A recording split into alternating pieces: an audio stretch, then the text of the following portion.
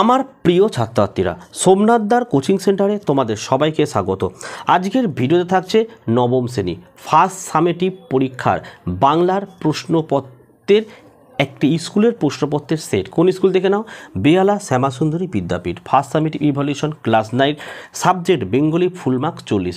প্রশ্নপত্রগুলো দেখলে তোমরা বুঝতে পারবে তোমাদের পরীক্ষায় কী ধরনের প্রশ্নপত্র আসতে পারে, একটা ধারণা তোমাদের আসবে। দেখো 8খানা কিন্তু এমসিকিউ প্রশ্ন দিয়েছে, তার উত্তরগুলো আমি বলে দিচ্ছি। 1 নম্বর দেখে নাও, কলিঙ্গ দেশে ঝড় বৃষ্টি কাব্যাংশের কবি মুকুন্দের উপাধি কী? অপশান গ লিখবে কবি কঙ্কন। 2 নোঙর কবিতায় সারা রাত কবি কী করেন? উত্তর লিখবে মিছে দাঁড় টানেন। 3 রাজা দুষ্মন্ত শকুন্তলাকে বিয়ে করেছিলেন? অপশান ক লিখবে মহর্ষি কর্ণের তপবনে। 1.4 দেখো ইলিয়াস গল্পটির রচয়িতা হলেন? অপশান ঘ লিখবে লিও টলস্টয়। 1.5 ঝড়ের গতিতে কি এগিয়ে চলতো? লিখবে খড়ি যে লেখে বোর্ডে লিখছিল সেই। 1.6 দেখো জলে মহি একাকার হওয়ার ফলে কি হলো? অপশান ক লিখবে পথ হারালো। 1.7 দেখো শকুন্তলাকে অভিশাপ দিয়েছিলেন? অপশান গ লিখবে মহর্ষি দুর্বাসা। 1.8 দেখো স্কুলে যে ভদ্রলোক বিভীষিকা ছিলেন তিনি কোন বিষয়ের শিক্ষক ছিলেন? অঙ্ক। আমি এমসিকিউর উত্তর বলে দিয়েছি এবং এসএকিউগুলো তোমরা অবশ্যই পারবে।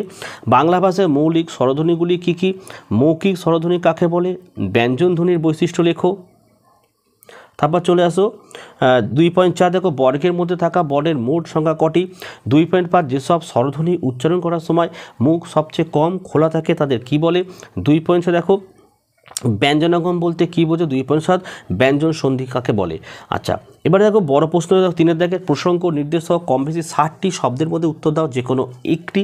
3.1 দেখো অতিথিরা হেসে উঠল, কার কোন কথা শুনে অতিথিরা হেসে উঠল? 3.2 বিপাকে ভবন ছাড়ি পুরা দিল রড শব্দের অর্থ কী? কোথাকার প্রজারা কী কারণে বিপাকে পড়েছিল? 4 দেখে নিচের প্রশ্নগুলির উত্তর নিজের ভাষায় লেখো কম বেশি 150টি।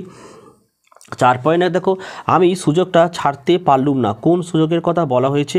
কেন বক্তা সুযোগটা হাতছাড়া করতে চাননি? সেখানে বক্তা কি করেছিলেন? অথবা প্রশ্ন চণ্ডীর আদেশে ধায় নদ নদীগণ চণ্ডী নদীর কোন আদেশ দিয়েছিলেন? এই আদেশ পালনের ফলে কি ঘটেছিল? 4.2 দেখো মঙ্গল যে কত অমঙ্গল হতে পারে সেটা হাড়ে হাড়ে টের পেয়েছি। প্রফেসর শঙ্কুর এই আক্ষেপের কারণ বুঝিয়ে দাও।